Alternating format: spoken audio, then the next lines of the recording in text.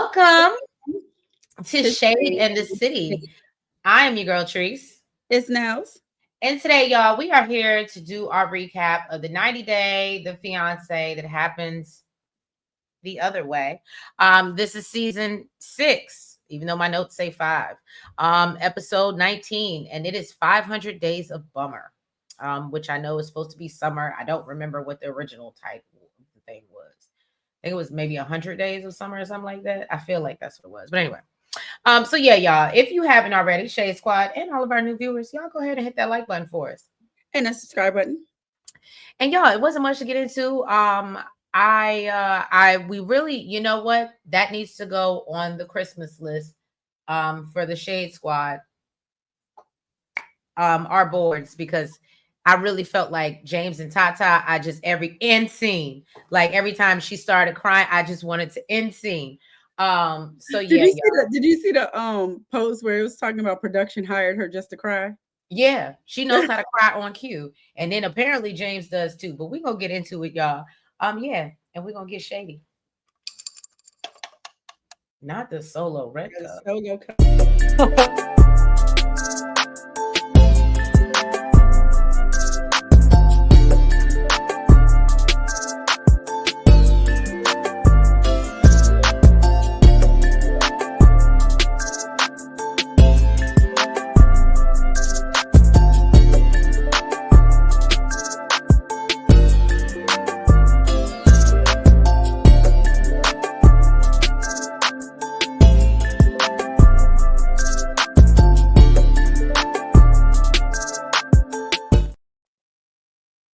All right, y'all. So let's get into none other than James and Tatha. Let me find them. Let me find them. Even though I don't want to. All right, so Tatha is in great spirits the day after the wedding, and she feels like it's a fresh start for them in Indonesia. But James said, okay. And so they sit down to discuss. Right. So he's like, look, I want to discuss what our future looks like in Indonesia. He said I've been pacifying you and I've been shelving this conversation about returning to the US. But after this wedding, we ain't got no money, baby. So Tatha starts crying on cue, as we talked about, and says that I don't want to go back. And I'm never going back. Okay. And James is like, look, it's not permanent. I ain't even gonna hold you. I understood why Tatha was upset because she realized that James is full of that bullshit. Okay. Mm-hmm.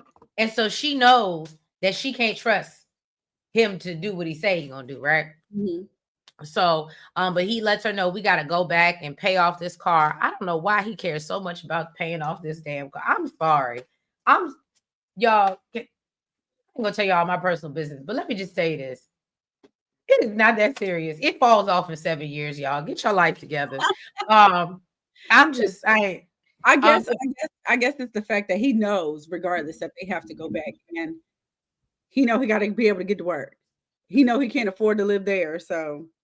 Well, yes. So now he needs to save some more. Look, that and the dog is the only thing that he got left there. He don't want to let that go.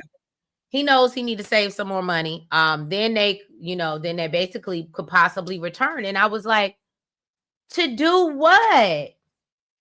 The fact that you already said you don't know what to do while you're there, that's why she doesn't believe you, because what's going to be different if you come back? What's going to change? Like, he keeps saying it like, oh, well, yeah, we'll return after I save some more money. But you're saying, what are you going to do when you get back to Indonesia, even if you were to move back?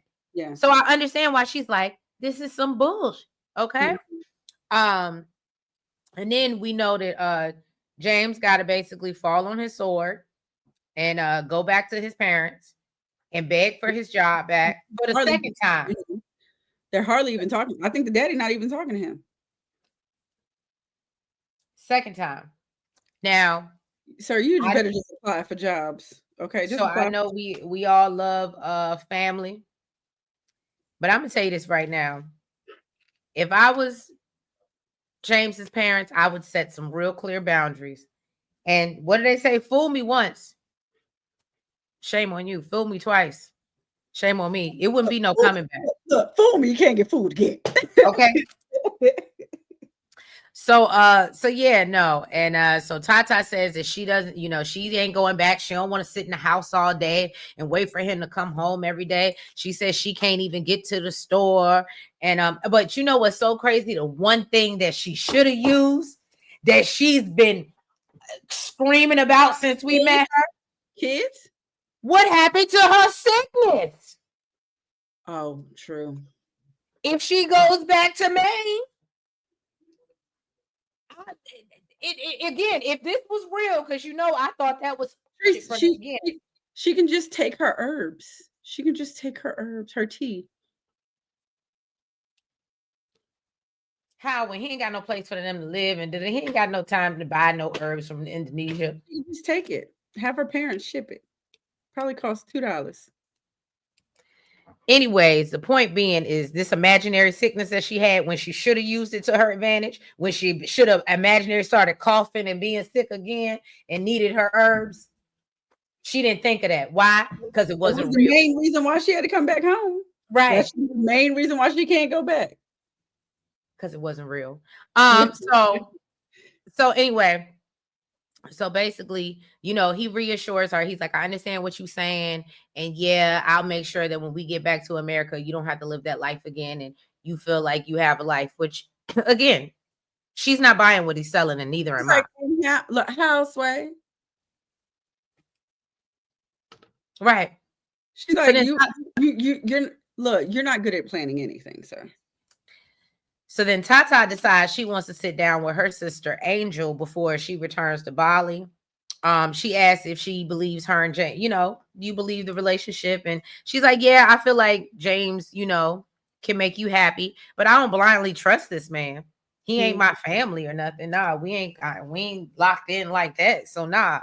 And so I think it was another sister. I don't know who the other lady was that was there with them.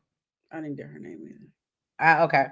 I mean, I didn't know if she was a cousin or a sister, because they was yelling out orders to her when they first came in. So I was like, is that just the owner of the shop and y'all good friends or something? I feel like it was a sister. Okay, so maybe it was an older sister. But basically she tells, she's like, well, you made a vow when you got married to your husband. Oh, I'm sorry. So then she drops the news. She drops the bomb that oh, hey, by the way, James wants to move back to the US. And then of course, scene. She starts crying. All right. Both of them, and scene. Right. And so they start crying, and she's like, why? And Angel's like, why did he lie to me? He said this wasn't gonna happen, and why did he lie to play in my face? Because that's absolutely what he did. But I mean, after you went and lied about that man, you didn't even really know him like that. No shade. I wouldn't feel no ways tired about lying to you either.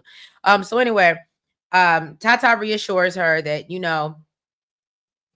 once you get to know James, he'll be great, even though I'm breaking this news to you. And so, she's upset that she's gonna be, away from her sister again. And she basically doesn't want to tell them her experience of living in the US, because she feels like people, I guess, feel like it's easy and don't really understand her struggle, because they haven't done it. And so she feels like she has hard decisions to make, right? Mm-hmm. Now, to me, this should have been the last time we saw Tatha and James, okay? This should have been a breakup conversation. Whatever they trying to say for us next week could have happened this week. James could have got his ass on a plane, and Tatha could have stayed, because that's exactly what's going to happen. I'm just telling you, I foresee it. Call me now for your free reading, okay? And so basically, Tatha tells James about him telling her sisters about the moving. He's upset that she spoke to her sisters without speaking to him first. And, Tatha feels like this is unfair, because obviously she's battling. It's a big decision. And, James then decides he's going to go into character and go into scene, and he's going to give us some false crocodile tears. And says that, he doesn't want people to look at him like he's a failure because he can't take care of his wife. So, Tata's like, I want to know before we go, how long we gonna be in America and when we coming back. And he's like, What I can't tell you that. I didn't like the fact that he compared it to him talking to homegirl back in America. I didn't either, because that's why I didn't even bring it up, because I didn't feel like it Like, was nowhere near the first of same. all, that's her family. First Right. of all. Second of all, She hasn't seen them in 3 years, and it sounds like and this is they've been not there for maybe a month, I'm maybe not a just month, 2. venting. I'm not just venting. This is something that affects my family as well. So you were Right. just hiding shit from me. There's a total difference. And back to Nels's point, and this is why I said this should have been honestly a breakup conversation, because we already know that James is not budging on this kid situation. He's clearly not financially stable. So Tata, keep your ass in Indonesia, and you might not see your husband again, and it might be for the betterment of you, boo, whenever you're ready to move on. So anyway, now then Tata springs on him, just to cut it short, sweet, and simple. She said she wants him to apply for a visa so Angel can visit her, or her family can visit her, which he know we ain't got no money, because we still worried about paying for this car. Yeah, she told him he got to pay for it. I feel like that's a good compromise. I mean, I thought it was a good compromise, but I also felt like you just ain't got to leave Indonesia, and you could just be closer to your sister, because ain't no point in running back behind this man. But her family is going to talk her into it because that's who she's married to. You heard what the sister said. So if she does go back, I've been there. I tried it for 3.5 years. You tried it for what? A couple months, maybe? And now you're telling me that you want us to go back after promising we was going to live here. You're not giving me no kids after you promised me that you was. The least you can do is pay for my favorite cousin to come visit. Her sister. That's a sister. I thought wasn't it like a sister? No, Angel's a sister. Oh, okay, it is her sister. Well, you could pay for my sister to come visit me. I mean, don't get me wrong. If it was me, I would absolutely put somebody to that terms. If I know I ain't gonna see you for God knows when, and we ain't seen, and we just fell out, and we just got back cool, and now I don't know when I'm gonna see you again. Yeah, that would probably be one of my stipulations. But I also understand where he was coming from. Why would I do that when, one, your sister don't really see it for me? 2, I don't even know if I don't even see it for you, homie. Well, again, he don't even know if she coming. So again, that's why I said I really feel like, and you know what, I shouldn't say it should be a breakup conversation, but it should have definitely been a break conversation. No, they having a break. Whether that means a separation or whatever, because there's more things than just this move that are red flags and deal breakers in their relationship, and reasons why they probably shouldn't be together. I mean, and we can't forget her sickness. You know what though? You just went over that. I ain't paying no mind. But this is why I give Brandon more credit than I give James. Because I don't know if he did his due diligence to find out whether there really was no work where he was going or what. Regardless, he still had something for his family. Like, he still had a foundation. He still had a house. He did what he's supposed to do. This man came over here hardly with no money and debt. And at least Brandon didn't piss his mama off so much, because please believe him and Mary, after they messed up that TLC check, that mama is probably sending them money back. But you know what? But the thing is, yes, that too. But he wasn't so dependent on his family either. Right. I mean, great point. You know what I mean? This dude, no, he's really a kid for real. Like, he's really a kid. You are supposed to be the leader. You listen to everything that Tata told you. Just up and left, gave up your house, gave up your job to go somewhere where you don't have a job already, don't know what the job market is like, don't have anywhere to live, and don't want the parents to know that you plan on living there until you get there. Like, just asinine stuff. What? And may I remind you, this is the second time he's done this. Like, for real. Like, this is, I think the first time it was to Florida, but this time a major move. You didn't learn from the first time, clearly. Because the second time you did an even bigger move. Like, and you know what I love about Tata, when she called out, even though she did lie to her parents and didn't tell them that she planned on moving in with them and completely taking advantage of them. But I guess she knew her parents well enough to know that they was gonna always let her come back home. Mm-hmm. However, I could appreciate when she was like, "Oh, what you did to your family, I'm not doing that to mine." Mm-hmm. If that's how you want to treat your family Mm-hmm. and not tell them what's going on and leave them in the dark, I'm not doing that to my family. And I think that's absolutely what he wanted her to do. He Mm-hmm. wanted to just be able to pick up and leave and her not say anything. Yeah. I just don't understand if he swear he's so I want to be the man. I want to be the and I provider. want to Yeah. support, but you didn't consider all this stuff before picking up and moving to another country. Because he thought he was gonna live off banana chips and jewelry But and a real but let me tell you something. Somebody that's their mentality. they You're would have not just made gonna plans. you're not just gonna go off a whim, whatever your wife says. Well, we could just do banana chips, and you're gonna verify that shit. Like, I don't know. That's I think that's why I understand it is like kind of the same thing, but really that's why I cannot compare him to Brandon. Well, shout out to Nell standing up for Brandon. Okay. Brandon, Even though the stupidest thing him and Mary ever did was mess up that TLC check. yes, it is. Mm-hmm. Well, he did buy his wife a house. I'm just. Hey, I get it. I get it. Let me All eat right, my next dinner, but up I'm listening. These is fools. and Statler. This should have been another one. Yeah, this should have been a breakup conversation. You know, they made it look like it was, though. You know how they do. So Statler decides, you know what? I ain't missing out on nothing else before I go to work. Okay. Me and Dempsey, we going to do this Alpine train ride in Chamonix, I think. Okay. That's right. But poor baby, she thought she was what? And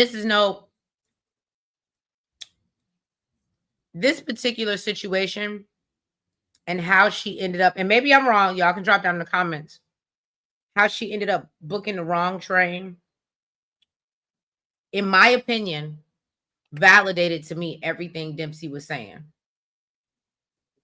She can't focus long enough to even surprise this girl with a train ride without booking the wrong train. And then you expect me to believe that I didn't tell you something about how much something costs and how much it absolutely gives me that. Yeah, I'm sorry. I'm sorry. I'm just saying it. Like I'm starting to believe what Dempsey was saying. Well, if that's the case, then it sounds like she is the one that needs to do the ordering or whatever. Okay, I ain't look. We ain't get there yet. We ain't get there yet. We ain't get to the train ride yet. I'm just saying. I'm just saying.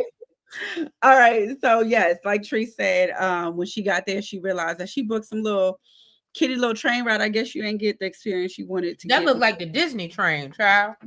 Look, it was definitely not what not going to nobody's mountains. But you might have went up on a hill. I really felt like that was some karma. Yeah. I hate to say it, but I felt like it was deserved. So, Dempsey lets Statler know that she appreciates her working and, supporting their life.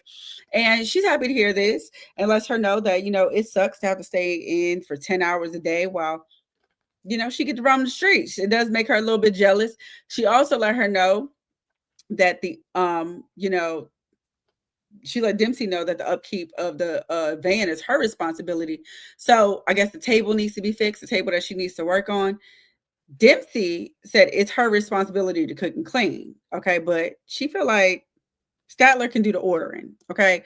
While Statler feels like, she ain't doing nothing all day. So you should take care of it. Dempsey agreed, fine, I'll do it. I am on the side of, I felt like, but see, I feel like Dempsey is, as she said from the night before, so pissed off because she feels like Statler doesn't appreciate her.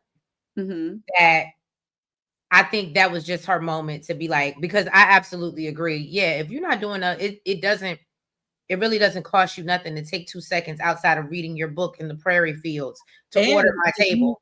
And if you see that I can't even order the right train tickets. Right. I agree with you. No, I'm not gonna lie. With this part, I did.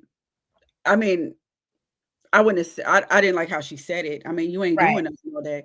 But I mean, I definitely understood where she was coming from. So, Dempsey agreed to do it, but she feels like, she's being taken for granted and feels like Statler doesn't see how much work she had to put in to, get the van and, make sure that she's happy. But I mean, I could also say the same thing for Statler. And, I am so not a Statler stan, but Right. we saw Statler's side as well. Now Statler told her that, she doesn't want her to be resentful about it, but she feels like, fair is fair. Okay. And she wants things to be equal and feels like she's not getting the support she needs. Dempsey basically told her that she feels like she gives her support, and if it's not enough, it may never be. I said, oh, Dempsey, Jesus Christ. I felt like To she your changed. point, Huh? to your point, or maybe not to your point, but did Statler think about that when she tried to go over there and move in with Dempsey the first time she went over there without talking to her and just, oh, let's be together and I'm gonna drop everything and sell my apartment and do all this just so I can move over here and be with you? Did she? I'm just saying. I mean, she ain't sure what her doorstep, which is a bunch of stuff. We knew her plan, but she wanted to talk to her about it. She wasn't like what's his face that just came over with $46 and be like, I ain't going Oh back yeah, home. no, she wasn't there. Yeah, you're right. Like, Okay. I ain't going back home. Her lease was up and she would have extended it. That's true. She didn't, and she also wasn't Tatha and James. So you're right. Yeah, I mean, she was just hoping that it worked out that way. Now, when Dempsey was like, "Yeah, I might never be," I was like, "Oh," but she changed her tune when she was talking about selling that damn van. Okay. So Dempsey said, right now she's enjoying her life, and there's nothing wrong with that. Basically, before we moved in together, you told me you like how I think, and now you don't like that part of me. And then asked her if she can see a future with her long term. She said, "I would like to. I mean, I don't see it, but I would like to." But and says it does get frustrating. Then when they got off the train, Statler tells Dempsey that she feels like their relationship and communication has been extra shitty. Okay. And if it continues, it's not healthy for either one of them. She said that they need to put a timeline on it and see how they feel. So they gave this up 2 months to see, if they're still in an unhealthy place, and said that they should sell the van and part ways. Well, this is what Statler said. Dempsey agreed because she says she don't want to sell the van. Okay. But she feels like they both have things they need to work on, but feels as if, they can come together in that way, and, see the world in that way, then they can achieve so much.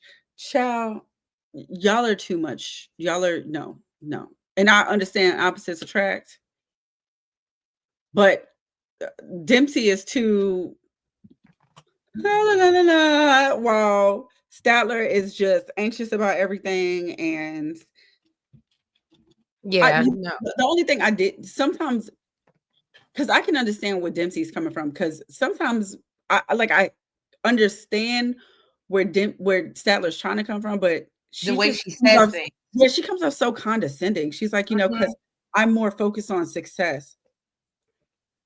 Oh yeah, when she said that, I said, What?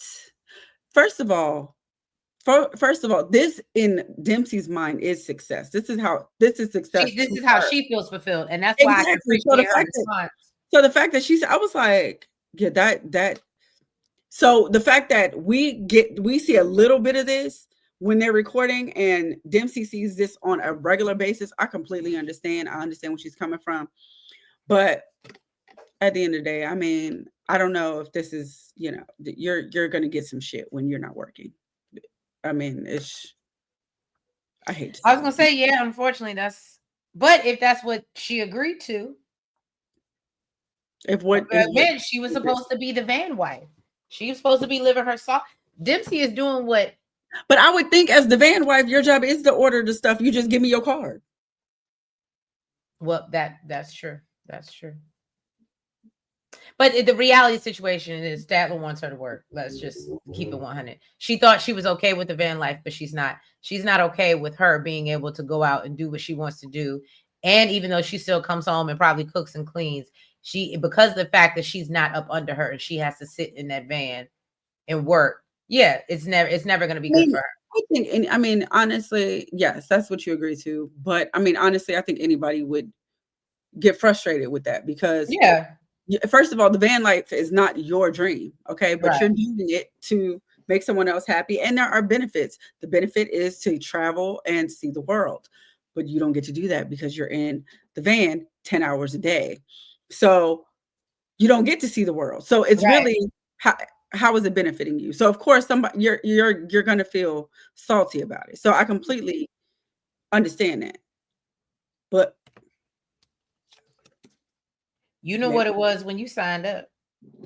Okay. So let's get into I am so this just really okay. I can't Shekinah believe Sarper, right? I can't believe he said she upgraded from homeless. You terrible. So Shekinah decides to play dress up so she can reveal the news to him that he's been approved for the K1 visa. I'm just getting straight and simple to the point. I ain't got time. How was you feeling about this wig? And apparently it's his favorite. It didn't do nothing for me.